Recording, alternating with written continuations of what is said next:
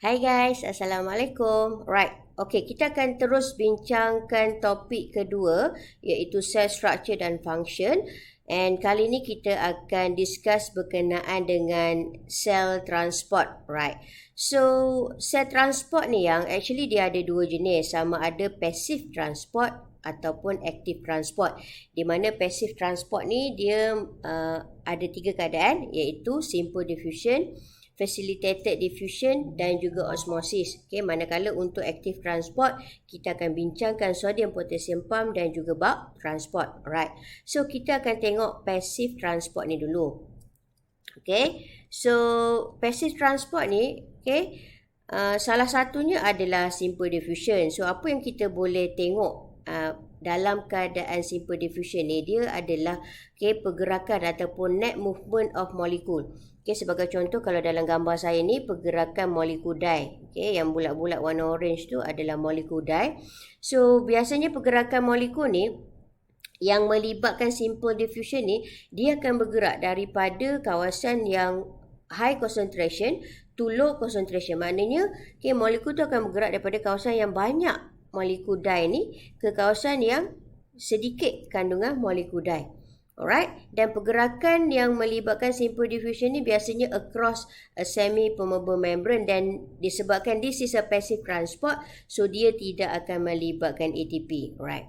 So, movement of molekul ni biasanya dia akan berterusan sehinggalah concentration molekul dekat bahagian sini dengan bahagian sini dalam keadaan equilibrium. So, bila the equilibrium is reached, so movement of molekul tu akan berhentilah.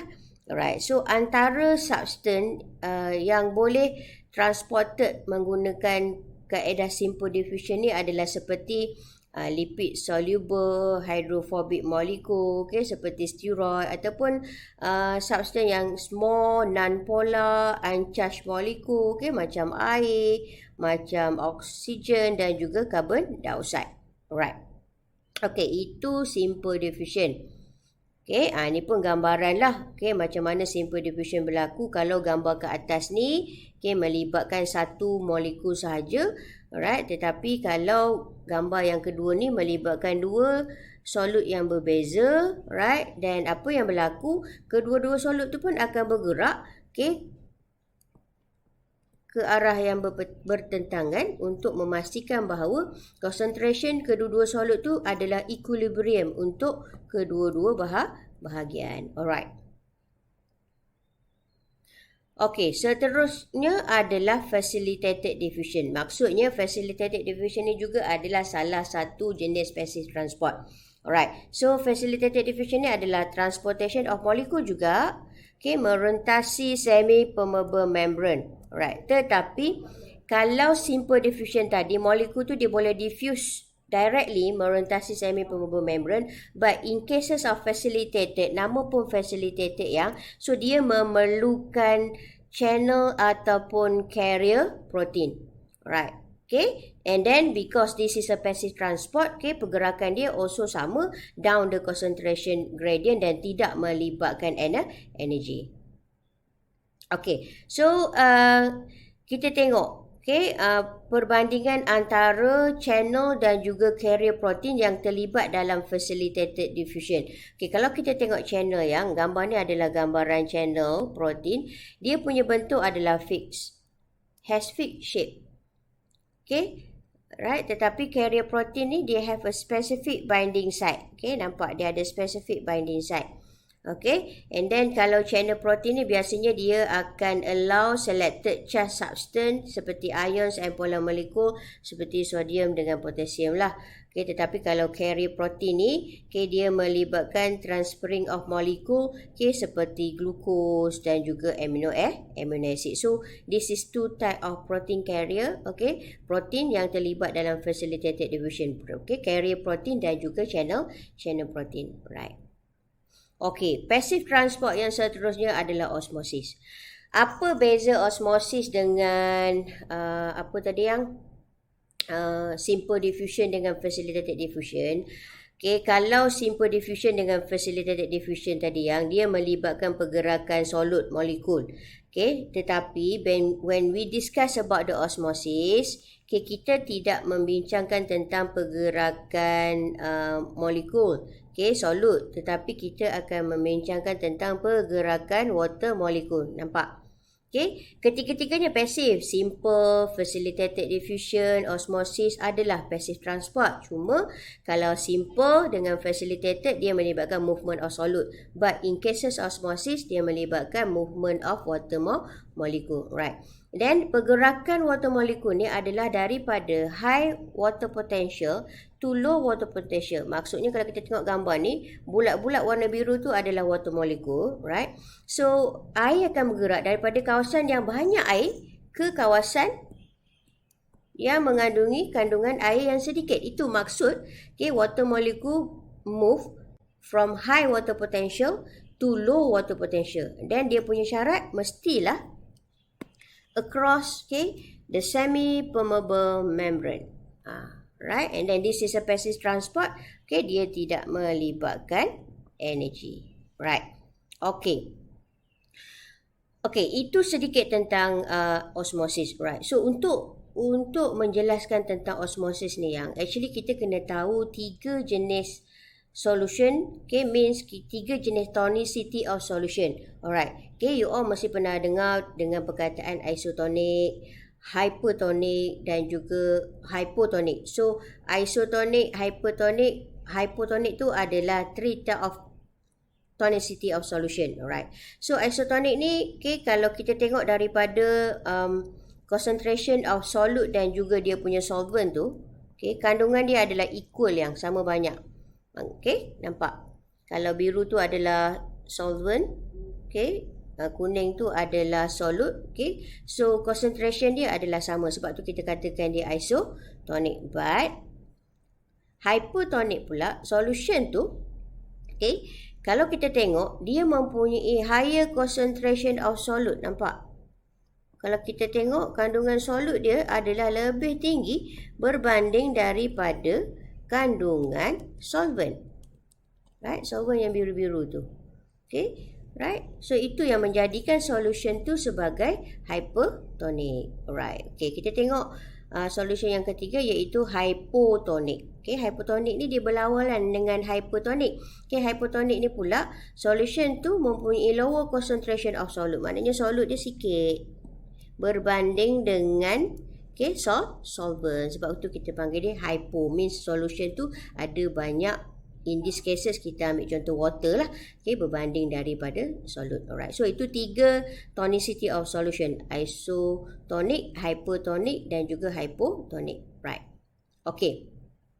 And next thing yang biasanya dikaitkan dengan osmosis ni adalah kita nak tengok, okay, apa yang berlaku kepada plant cell dan juga apa yang berlaku kepada animal cell bila kita merge ataupun kita masukkan dia ke dalam, okay, solution yang berbeza tonicity. Maksudnya kita masukkan dia dalam larutan isotonik, kita masukkan dia dalam larutan hypertonic, kita masukkan dia dalam larutan hypotonik. Okay, so now kita tengok apa yang berlaku kepada animal cell dan juga plant cell bila kita masukkan dia ke dalam larutan isotonik. Alright, so apa yang korang boleh tengok kat sini, air akan masuk ke dalam sel dan juga air akan keluar daripada sel ke environment. Okay, so di situ kita dapati no net water movement. Maksudnya pergerakan dia adalah sama. So disebabkan pergerakan air masuk dan keluar, okay, yang melibatkan isotonic solution ni, so apa yang kita nampak, sel ni dia tak akan berubah bentuk. Right, so kita katakan kalau animal cell dia adalah normal, okay, tetapi kalau dia plant cell kita katakan dia dalam keadaan flaccid. Okay, itu keadaan sel animal dengan plant cell bila kita merge masuk ke dalam larutan isotonik. Okay, kita tengok keadaan seterusnya. Okay, sekarang ni kita nak tengok pula apa yang berlaku kepada kita punya animal cell dan juga plant cell bila kita masuk dalam larutan hypertonic. Okay, so Bila kita tengok larutan hipertonik, kita tahu dalam larutan hipertonik kandungan air adalah sedikit berbanding dengan kandungan solut. Okay, so air sebenarnya dari dalam sel akan keluar. Okay, kenapa air daripada dalam sel akan keluar? Sebab larutan sekitar dia tu adalah dalam keadaan hypertonic. So water akan diffuse out daripada sel into the solution, right? Dan menyebabkan sel kita ni kehilangan air. So bila kita tengok pada keadaan bentuk animal cell dan juga plant cell kita, kita akan dapati kalau plant cell kita kehilangan air, dia akan mengalami plasmolysis. Right, keadaan dia begini yang kita katakan dia sebagai plasmolysis. Tetapi kalau animal cell, kita nampak dia crinated. Tu yang kita katakan animal cell is crenate ataupun shrivel, mengecut macam tu. Disebabkan air daripada dalam sel tu keluar ke hypertonic solution. Alright. So this is what happen bila kita masukkan animal cell, plant cell dalam hypertonic solution. Seterusnya, kita tengok bila kita masukkan animal cell dengan plant cell di dalam hypotonic solution pula. So hypotonic kita tahu solution tu ada banyak molekul air berbanding dengan solut. So sebab itu dalam keadaan ni air daripada solution akan masuk. Right. Water diffuse into the cell. Right, menyebabkan sel kita expand, mengembang, dan akhirnya animal cell ni akan pecah. Kenapa animal cell ini pecah tetapi plant cell ni tidak pecah? Kerana plant cell kita ni dia ada cell wall. So sebab itu walaupun air masuk ke dalam plant cell kita tak akan burst, tetapi dia hanya akan swell dan menjadi keadaan segah ataupun kita panggil sebagai terjit. Tetapi animal cell, because they don't have a cell wall, so bila air masuk, sel akan kembang dan akhirnya dia akan lyse, akan pecah. Right, so this is what happen kepada kita punya animal cell dan juga plant cell bila kita masuk dalam larutan hypotonic. Right, seterusnya. Osmosis ni yang dia dikaitkan dengan water potential. Water potential ni sebenarnya calculation yang melibatkan equation. Alright, so ini adalah equation water potential. Psi equal to psi S tambah psi P, di mana psi ni adalah water potential, psi S ni adalah solute potential, dan psi P ni adalah pressure potential. So ini adalah water potential equation yang you all kena hafal. Sebab kalau soalan structure yang melibatkan pengiraan water potential, you all kena tulis dia punya equation. Psi equal to psi S tambah psi P. Right. Actually water potential ni adalah a way to quantifying osmosis. Maknanya kita nak tengok pergerakan molekul air tu ke mana dan ke mana. So this is kenapa kita perlunya mengira water potential. Sebab kita tahu pergerakan air ni dia akan bergerak daripada kawasan yang mempunyai high water potential to the kawasan yang mempunyai low water potential. Air tak akan bergerak daripada tempat yang kurang air ke tempat yang banyak air. Tak. Tapi air akan bergerak daripada high water potential to low water potential. Right? Itu syarat osmosis lah, pergerakan molekul air. Right. So apa lagi yang korang kena tahu tentang water potential ni? Ini adalah simbol dia. Jangan pakai simbol lain. So sign ni adalah simbol untuk water potential, dan unit untuk mengukur water potential kita adalah Pascal ataupun kilopascal. Depend on question. Kalau question tu dia tulis Pascal, kita kena tulis jawapan kita dalam Pascal lah. Kalau soalan tu dalam unit kilopascal, so jawapan kita mesti dalam kilopascal. Alright. Maximum water potential yang ada adalah kosong. Maknanya kita tidak ada water potential 12, water potential 24, tak ada. Right. Maknanya the highest water potential yang wujud adalah kosong. Right. Itu pun hanya kita akan dapat di dalam pure water. Maknanya pure water sahaja yang mempunyai water potential kosong. Kalau air lain, okay, right, once awak letak sesudu gula, okay, nilai water potential dia akan berubah kerana kita dah letak solut di dalam pure water kita tu.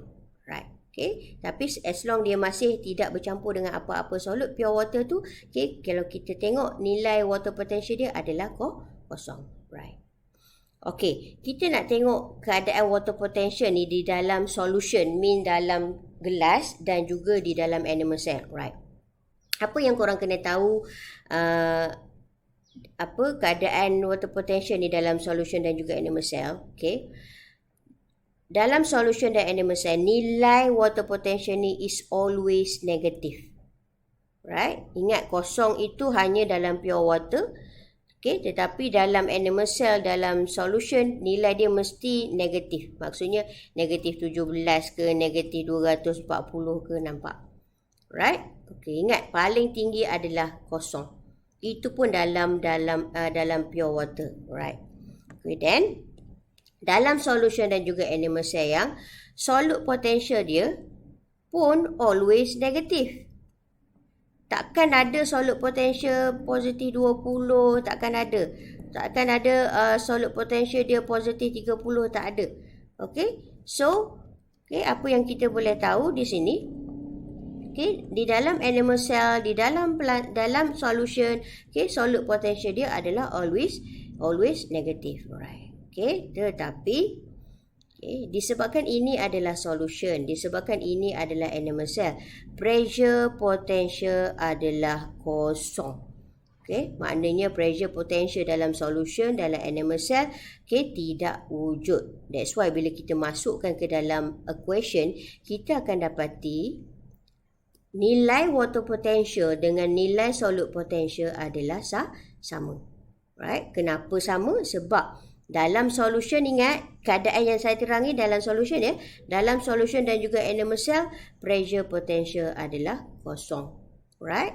Okay, water potential negatif, solute potential negatif. Disebabkan pressure potential kosong, so kita boleh summarykan bahawa water potential dengan solute potential tu adalah sama.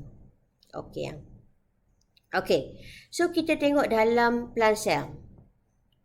Okay, tapi plant cell ni ada dua keadaan. Sama ada ketika dia terjid ataupun ketika dia flaccid dan plasmolase. Right, so kita nak tengok keadaan dalam plant cell, okay, flaccid dan juga plasmolase. Okay. Dalam keadaan plant cell plasmolase ataupun flaccid yang water potential dia adalah negatif. Okay, lebih kurang sama je dengan di dalam animal cell dan juga di dalam solution tadi. And then solute potential dia juga adalah negatif. And okay, pressure potential dia juga adalah kosong. Nampak? Hati-hati dalam plant cell yang flaccid dengan plant cell plasmolase. Keadaan dia sama dengan keadaan di dalam animal cell dan juga di dalam solution. Sebab kalau plant cell tu dalam keadaan terjid, contohlah awak letak plant cell kita tu dalam dalam larutan hypotonik, okay, dia akan jadi terjid. Keadaan dia akan berubah. Okay, dia berubah dekat mana? Okay, water potential dia masih sama, negatif. Solute potential dia masih sama, negatif. Tetapi dalam keadaan plant cell yang terjid akan wujud pressure potential. Maksudnya pressure potential yang hanya exist di dalam terjid plant cell. And then satu perkara yang korang kena tahu, pressure potential ni dia tidak ada nilai negatif. Nilai dia semua positif. Nampak? Right? So ingat, okay, pressure potential hanya exist di dalam terjid plant cell. Alright. So itu tiga keadaan yang kita boleh nampak di dalam solution, dalam animal cell, dalam plant cell, okay, dalam keadaan terjid dan juga dalam keadaan plasmolase ataupun flaccid. Okey, kita tengok beberapa contoh soalan yang berkaitan dengan water potential. Okey, ini adalah contoh satu soalan. Okey, dia kata figure show a plant cell merge in a sucrose solution. Alright, the pressure potential and the solute potential of the cell and the sucrose solution are shown in the diagram. So kalau kita tengok daripada gambar ni, okay, pressure potential plant cell ni 340. Okay, solute potential cell ni adalah negatif 750. Right, and then okay, solute potential untuk larutan sucrose ni adalah negatif 1400. Right, so always remember a question yang melibatkan water potential lah, psi equal to psi S plus psi P, di mana psi tu adalah water potential, psi S tu adalah solute potential, dan juga psi P tu adalah pressure potential. Right, kita tengok apa soalan ni tanya. Okay, soalan A dia minta kita calculate water potential of cell. Okay, maknanya dia suruh kita kira water potential cell ni. Right, so menggunakan formula ataupun equation yang tadi, psi equal to psi S tambah psi P, kita akan masukkan nilai yang diberikan dalam soalan. Contoh, kita tahu psi S kita tadi adalah negatif 750 kan? Letak negatif 750. And then kita tahu psi P kita tadi adalah 340. So, kita tulis 340. So, tambahkan. At the end, kita akan dapatlah nilai water potential dalam sel kita adalah negatif 410. Okay, so sekarang ni kita punya water potential adalah negatif 410. Right, okay. Selesai soalan A. Okay, soalan B pula, dia suruh kita state whether water move into the cell ataupun move out from the cell. Okay, so macam mana kita nak menentukan pergerakan air tu masuk atau keluar daripada sel? Okay, semuanya bergantung kepada water potential. Water potential apa? Water potential cell dan juga water potential solution. So, sekarang ni kita dah tahu water potential cell adalah negatif 410. Okay, cuma kita belum tahu water potential larutan sucrose ni. Right. So macam mana kita nak cari water potential larutan sucrose ni? Awak ingat balik, kalau dalam solution, water potential kan sama dengan solute potential. So sekarang ni, solution tu mempunyai negatif 1400. Dia punya solute potential, so automatically ni kita tahu dia punya water potential juga adalah negatif 1400. Right, so sekarang kita dah tahu water potential dalam plant cell negatif 410 dan water potential dalam sucrose solution adalah negatif 1400. Cuma sekarang ni you all kena identify antara negatif 410 ni dengan negatif 1400 ni, yang mana satu mempunyai nilai water potential yang lebih tinggi. Alright, you all kena ingat water potential paling tinggi adalah kosong. Right, so kalau kita bandingkan antara negatif 410 dengan negatif 1400 ni, yang mana lebih menghampiri kosong? Okay, so jelas dekat sini negatif 410 adalah lebih menghampiri kosong berbanding dengan negatif 1400. Ini menunjukkan bahawa negatif 410 ni nilai water potential dia adalah lebih tinggi berbanding dengan water potential negatif 1400. So that's why kita tahu konsep air kan, water akan move betul daripada high water potential to low water potential. So in these cases, air akan move out lah, keluar daripada cell to the solution. Sebab tu jawapan B tu, water will move out of the cell. Right. Okay, so ini satu contoh soalan yang dikaitkan dengan water potential. Okay, kita tengok satu lagi contoh soalan lah. Okay, dia bagi kita gambar pokok yang dah layu ni, right? So, in a plasmolized cell, dia beritahu water potential dia adalah negatif 650. Okay, fine. Itu maklumat dia bagi. Okay, soalan dia minta kita calculate what was the pressure potential. Right. Okay, tadi saya dah jelaskan. Dalam keadaan plant cell yang plasmolysed, pressure potential dia adalah kosong kan? Dia macam fax lah. Okay, kalau plant cell tu plasmolysed ataupun flaccid je, kita automatically state dia punya pressure potential is kosong. Sebab pressure potential only exist dalam turgid plant cell. Right.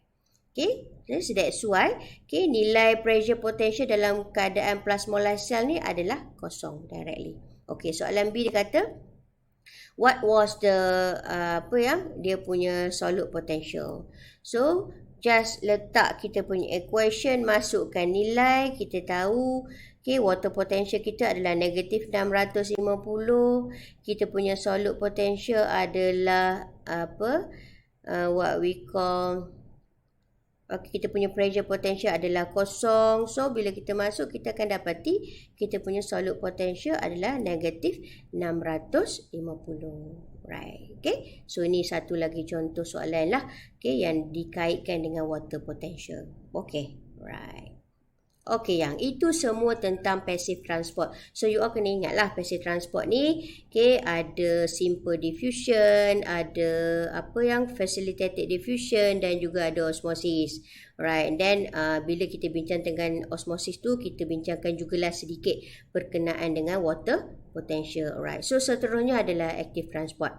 Okay, active transport yang pertama kita nak tengok adalah sodium potassium pump. Okay, ini adalah gambaran keseluruhan apa yang berlaku dalam sodium potassium pump. Alright, so sebenarnya sodium potassium pump ni berfungsi untuk maintain gradient of sodium and potassium yang merentasi plasma membrane kita lah. Alright, because this is active transport, so dia memerlukan ATP. And then kalau kita nak tengok dalam gambar ni jelas, sodium potassium pump ni melibatkan carrier protein. Right. Okay, kita tengok apa yang berlaku at first part dalam sodium potassium pump ni. Right. It's initially open on the interest. Okay, kalau you all tengok dalam animation yang saya bagi ni, kita akan dapati 3 intracellular sodium akan bind to the carrier protein. This is dia punya carrier protein, nampak? Dia akan bind pada carrier protein of the sodium potassium pump. Maknanya apa yang berlaku mula-mula dalam sodium potassium pump ni, nampak 3 sodium tu dia akan bind dekat kita punya carrier protein. Right. Seterusnya kita tengok apa yang berlaku dalam sodium potassium pump.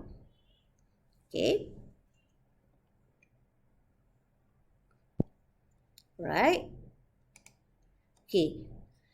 Seterusnya 1-phosphate group. Maknanya dalam sel kita ni ada ATP. So satu phosphate group daripada ATP kita ni akan ditransfer kepada carrier protein. Right? Kita tengok macam mana yang dikatakan sebagai phosphate tu is transfer to the, nampak?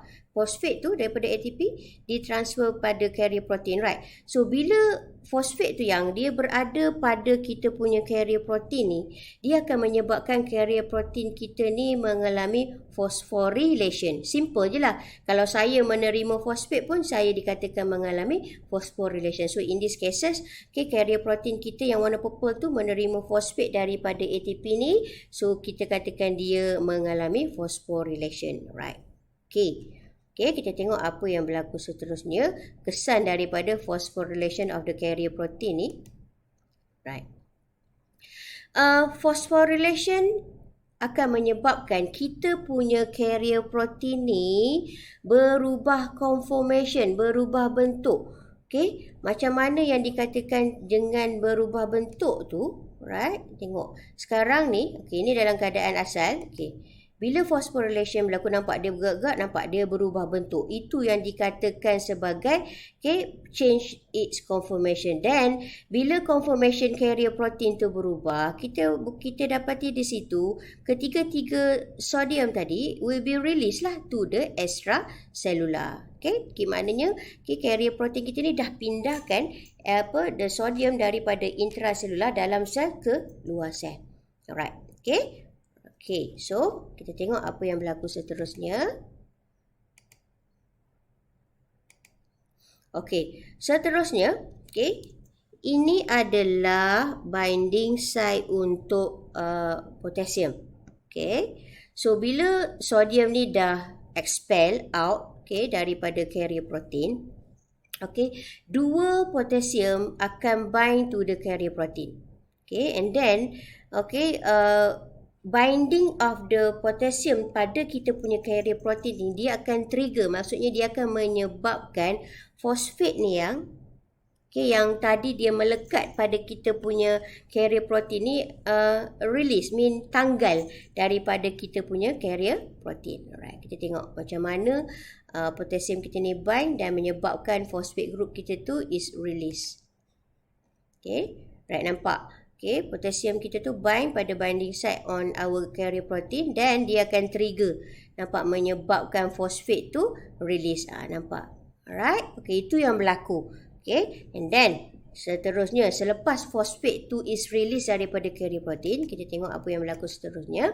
Okay, disebabkan kehilangan fosfat ni dia akan menyebabkan carrier protein kita ni berubah ke original conformation, right? Maknanya dia akan berubah ke bentuk asal dalam step yang pertama tadi. Okay, kita tengok bila fosfat tu hilang, okay, nampak tak? Purple tu goyang-goyang, nampak dia berubah bentuk ke original conformation. Right. So, bila carrier protein kita ni dah berubah ke bentuk yang asal, okay, original conformation okay, barulah, okay, dua potassium kita ni akan dibebaskan ke dalam intracellular cell, okay, maknanya ke dalam sel kita, dan okay, sodium site are receptive again. Maknanya proses ni akan bermula semula. Right. Okay, ini gambaran lah. Okay, potassium tu is released. Right. Dan 3 binding site untuk sodium tu akan standby lah untuk binding with next sodium. Alright. So, the sodium potassium pump ni will be cycle, repeat and repeat. Right. Okay. So, itu semua apa yang berlaku sepanjang sodium potassium pump. Right. Okay. Seterusnya, okay, dalam active transport kita juga perlu bincangkan berkenaan dengan bulk transport. So, bulk transport ni dia actually melibatkan transportation of material into and out of the cell. Okay. So, that's why kita ada endocytosis. Endocytosis ni kita transport material into the cell. Tetapi exocytosis ni kita transport material out of the cell. Alright. So, endocytosis ni ada dua keadaan. Sama ada dia melibatkan phagocytosis ataupun melibatkan keadaan pinocytosis. Right. Okay, kita tengok keadaan phagocytosis. Phagocytosis ni okay, bila ada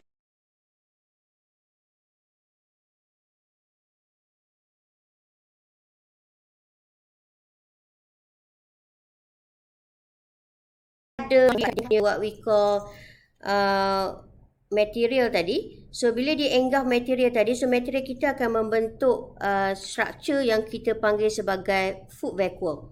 Okay, ataupun kita panggil dia phagosome. Right. So, engulf of the solid particle tadi, okay, adalah dengan pembentukan pseudiopodium. Mana yang dikatakan pseudiopodium tu? Okay, kejap. Okay, nampak. Okay, sel tu menghampiri solid particle tu. Lepas tu, okay, nampak tak dia membentuk? Itu yang dikatakan sebagai pseudiopodium. And then barulah dia akan around the particle then forming the phagosome. Okay, ataupun we call as a food vacuole. Right. So, apa yang berlaku seterusnya? Bila phagosome ataupun food vacuole tu dah terbentuk di dalam kita punya sel. Okay. Right. Awak kena ingat, dalam sel kita kan ada lysosome. And then dalam lysosome kita ni ada hydrolytic enzyme. So, what happen?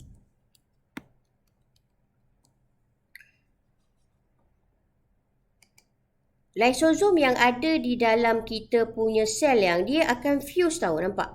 Dia akan fuse dengan kita punya dengan kita punya phagosome ataupun food vacuole, dan okay, hydrolytic enzyme yang terkandung di dalam kita punya lysosome tu akan digestkan the particle. Right. Okay, so bila all the particle is digested, okay, barulah yang ringkas itu akan diabsorb, okay, into the cytoplasm. Okay, itu yang dikatakan dengan phagocytosis, right? Okay, so kita tengok endocytosis yang kedua, okay, iaitu pinocytosis. Kalau phagocytosis tadi yang melibatkan solid material, tetapi pinocytosis ni dia melibatkan fluid material sahaja. Alright. Okay, so bila pinocytosis ni berlaku, okay, dia akan melibatkan pembentukan what we call the pinocytosis vesicle. Okay, kalau kita tengok bila ada fluid daripada extracellular, okay, menghampiri kita punya sel, nampak? Okay, sel kita akan engage. Okay, dan dia akan membentuk pinocytosis vesicle. So, ini adalah pinocytosis vesicle.